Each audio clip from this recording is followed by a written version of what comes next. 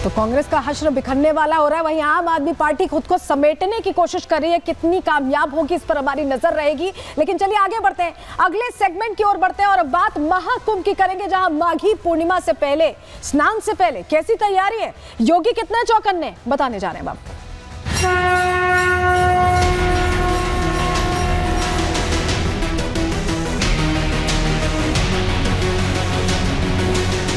एक अस्थायी शहर में 45 करोड़ श्रद्धालु आकर के डुबकी लगा करके चला जाए तो इससे बड़ी बात और क्या हो सकती है। पहली बार हुआ होगा ऐसा कि लोग 300 किलोमीटर के जाम में फंस गए। नकारात्मकता फैलाने वाले वही लोग हैं जिन्होंने जीवन भर वीवीआईपी ट्रीटमेंट लिया है।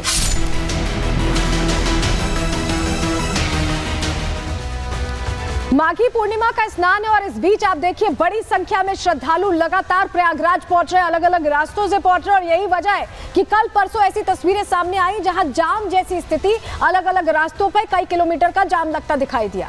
लेकिन खबर मिलते ही योगी आदित्यनाथ ने तुरंत अधिकारियों से बात की, बैठक की और निर्देश दिया कि क्राउड मैनेजमेंट किया जाए और जाम की स्थिति से लोगों को निकाला जाए। लेकिन आप समझिए कि यह भी जानकारी मिली है आज कि 45 करोड़ आस्थावान सनातनी स्नान कर चुके हैं। 45 करोड़, आप समझिए कि 100 देशों को मिला लेंगे तो वो आबादी होगी और उन 45 करोड़ लोगों को यहाँ प्रयागराज में स्नान ध्यान के लिए व्यवस्था करवाई गई। लेकिन इतनी बड़ी संख्या में जब लोग पहुंचते हैं तो कुछ अव्यवस्था होती है, कुछ दिक्कतें आती हैं, वो व्यवहारिक दिक्कतें, लेकिन उसमें भी सियासत खोजने से बाज नहीं आ रहे हैं। यहाँ अखिलेश यादव चाहते तो श्रद्धालुओं को सुझाव दे सकते थे, उनकी मदद कर सकते थे, लेकिन सियासत का मौका नहीं छोड़ रहे हैं। जरा आपको दो तस्वीरें पहले दिखा रहे हैं, जरा देख लीजिए प्रयागराज में जाम की स्थिति पहले कैसे बनी हुई थी, वो तस्वीर है, कल की तस्वीर है ये, और आज की तस्वीरें, ताजा तस्वीरें की आपको टॉप एंगल से हम दिखा रहे हैं। और ये अभी की स्थिति आप देख पा रहे हैं, चौराहा आपको दिख रहा है, चौक आपको दिख रही है और यहाँ से गाड़ियों की आवाजाही हो रही है। अधिकारी अब उतर चुके हैं ग्राउंड पर और लगातार ये सुनिश्चित कर रहे हैं कि कहीं भी जाम में लोग ना फंसे। ये दो तस्वीरों का जो फर्क है, ये कैसे लाया गया है, क्या किया गया है, ये भी हम आपको बताएंगे। लेकिन पहले आप ये समझ लीजिए कि अब जाम खुल चुका है। माघी पूर्णिमा के अवसर को लेकर उत्साह में है सनातनी, बड़ी संख्या में पहुंच रहे, लेकिन जाम खुल चुका है। तस्वीरें हमने आपको दिखाई, लेकिन आपको बताते कि ये जाम खुला कैसे, क्योंकि कई किलोमीटर लंबा जाम था और जितने प्रयागराज को लेकर एंट्रेंसेस हैं वहां पर अलग अलग जगहों पर ये जाम की स्थिति बनी हुई थी। लेकिन व्यवस्था पुख्ता करने के लिए योगी आदित्यनाथ ने खुद कमर कसी, अधिकारियों के साथ बैठक ली। कैसे पूरी रणनीति तैयार की समझिए। योगी ने कुंभ में जाम को लेकर एक्शन लिया है और एक्शन बकायदा हाई लेवल बैठक करके लिया गया है। बड़े ऑफिसर्स से पूरी चर्चा की गई है। एडीजी रैंक के 2 ऑफिसर्स को यहाँ फटकार भी योगी आदित्यनाथ ने लगाई, क्योंकि लोगों को दिक्कत हो रही थी और इसको लेकर योगी आदित्यनाथ नाराज नजर आए। एक ऑफिसर को सस्पेंड करने की भी चेतावनी उनकी तरफ से दी गई। ट्रैफिक जाम जल्द से जल्द खुलवाने के आदेश दिए गए और जिसके बाद एक्शन हमने आज देखा है। योगी के आदेश पर ऑफिसर्स खुद जमीनी स्तर पर काम करते दिखाई दिए। उन्होंने मोर्चा संभाला, हाईवे और सड़क पर खुद यहाँ पर अधिकारी उतरे और एक एक चीज की उन्होंने मॉनिटरिंग शुरू की। कहाँ कहाँ गड़बड़ियां हो रही हैं उसको देखना शुरू किया। ट्रैफिक जैम खुलवाते हुए अधिकारियों को लोगों ने स्पॉट किया और धीरे धीरे ट्रैफिक व्यवस्था अब बहाल हो रही। अभी तस्वीरें जो आई हमने आपको दिखाई, बिल्कुल ताजा तस्वीरें थी जहां ट्रैफिक व्यवस्था बहाल होती दिखाई दे रही है, यानी बेहतर स्थिति होती दिखाई दे रही है। लेकिन कैसे अधिकारी खुद जमीन पर उतरकर एक एक चीज मॉनिटर कर रहे हैं, ये तस्वीर देखिए। ट्रैफिक जाम खुलवाने के बाद यहाँ अधिकारी खुद खड़े हैं, हर नाके पर खड़े हैं, हर बैरिकेडिंग पर खड़े हैं और कोशिश उनकी यही है कि कहीं भी जाम की स्थिति ना हो। वो लगातार ड्रोन से भी मॉनिटरिंग कर रहे हैं। ये जो हम तस्वीर आपको दिखा रहे हैं, आप समझिए ट्रैफिक को हटवाने के लिए, जाम खुलवाने के लिए एक एक चीज को लेकर यहां मॉनिटरिंग चल रही है। वहीं प्रयागराज पुलिस कमिश्नर तरुण गौबा ने क्या कहा है इसको लेकर, कैसे मैनेजमेंट, क्राउड मैनेजमेंट किया जा रहा है, सुनिए जरा। कुंभ पर्व में हम सब लोग, उत्तर प्रदेश शासन, जिला प्रशासन, पुलिस, हम सब लोग कटिबद्ध हैं कि जो भी श्रद्धालुगण यहाँ पर आ रहे हैं उनका जो अनुभव हो वो बहुत सुखद हो, बहुत सुगम हो। इसके लिए हमने ट्रैफिक के लिए अपनी योजनाएं तैयार की थी, जिसमें काफ़ी महीनों से अथक प्रयास किए गए थे। उन योजनाओं का हम सफल क्रियान्वयन कर रहे हैं। जो श्रद्धालुगण यहाँ पर आए हैं, करोड़ों की संख्या में उन्होंने स्नान किया है। हमारे लिए ट्रैफिक ज़रूर एक चैलेंज रहा है और बीच में कुछ फेजेस में, जैसे वीकेंड्स में भी बहुत भारी संख्या में वाहन का आगमन यहाँ पर हुआ था। उसको दृष्टिगत रखते हुए जो हमारा पुलिस बल यहाँ पर तैनात है, जो हमारे प्रशासनिक अधिकारी यहाँ पर तैनात हैं, अथक परिश्रम करते हुए उन्होंने जो भी सिचुएशंस आई उनको रिजॉल्व किया। अभी आप देखेंगे कि बहुत सुगम तरीके से यातायात यहाँ पे चल रहा है।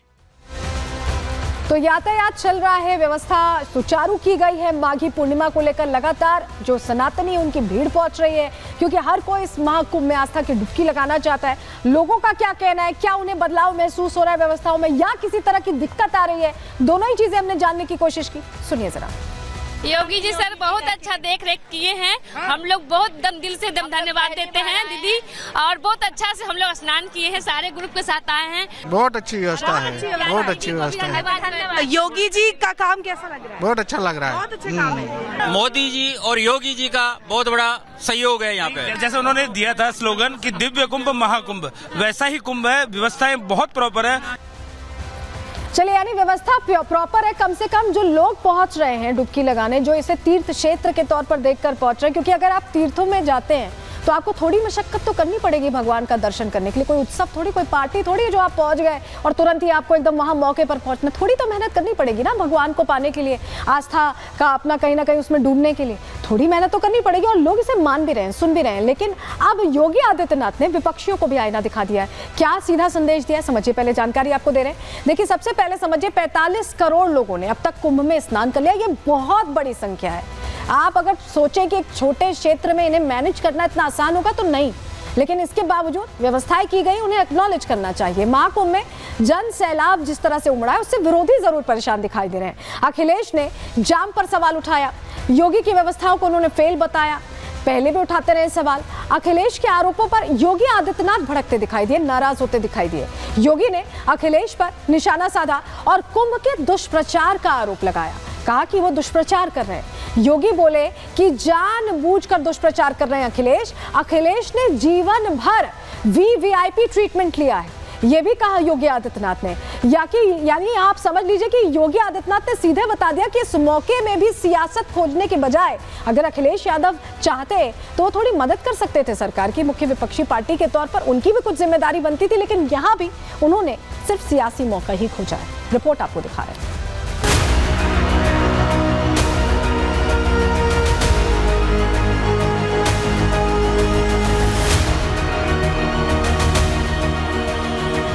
प्रयागराज महाकुंभ में हर कोई आस्था की डुबकी लगाना चाह रहा है।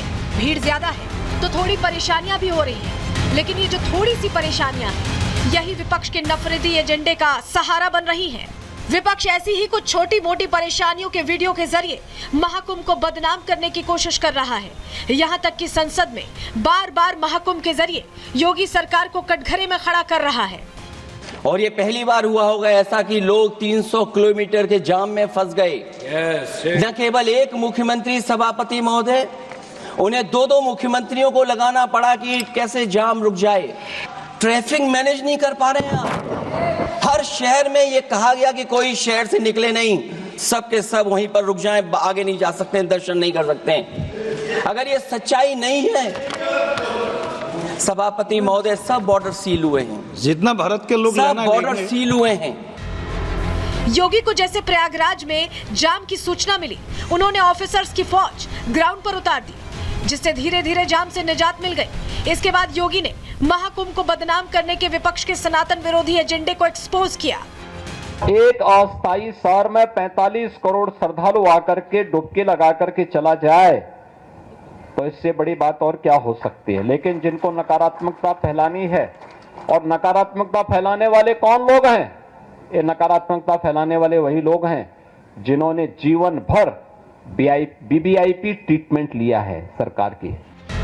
महाकुंभ में विरोधी एजेंडे में सिर्फ अखिलेश ही शामिल नहीं है, बल्कि उनकी पत्नी डिंपल यादव भी लगातार सनातन पर सवाल खड़े कर रही हैं। सरकार व्यवस्था अभी भी समय है सुधारे, उनको अच्छा करे, जिससे कि लोगों को जो कष्ट हो रहे हैं, जहां लोग घंटों जाम में फंसे हैं भूखे प्यासे, तो इस तरह की असुविधा श्रद्धालुओं को ना हो। मिसमैनेजमेंट बहुत ज़्यादा है और अगर सही मायनों में पूरी व्यवस्थाओं को ढंग से देखा जाता तो आज जितना कठिनाई और कष्ट का सामना श्रद्धालु कर रहे हैं वो नहीं करना पड़ता। महाकुंभ की व्यवस्था को बेहतर से बेहतर बनाने का काम किया जा रहा है और बड़ी संख्या में श्रद्धालु पहुंच रहे हैं। 45 करोड़ से अधिक श्रद्धालु वहां पहुंच चुके हैं और लगातार श्रद्धालुओं का आना जारी है। हमारी सरकार सबसे अच्छी व्यवस्थाएं कर रही है और लगातार उसमें सुधार भी कर रही है। उसके बावजूद देखिए, विपक्ष और खासकर समाजवादी पार्टी के लोग सनातन पर अनर्गल टिप्पणियां करते रहते हैं, जबकि दुनिया का हर सनातन धर्म मानने वाला व्यक्ति आज पवित्र संगम पर पहुंच करके पुण्य प्राप्त करना चाह रहा है। हमारी सरकार उस दिशा में प्रतिबद्धता के साथ काम कर रही है।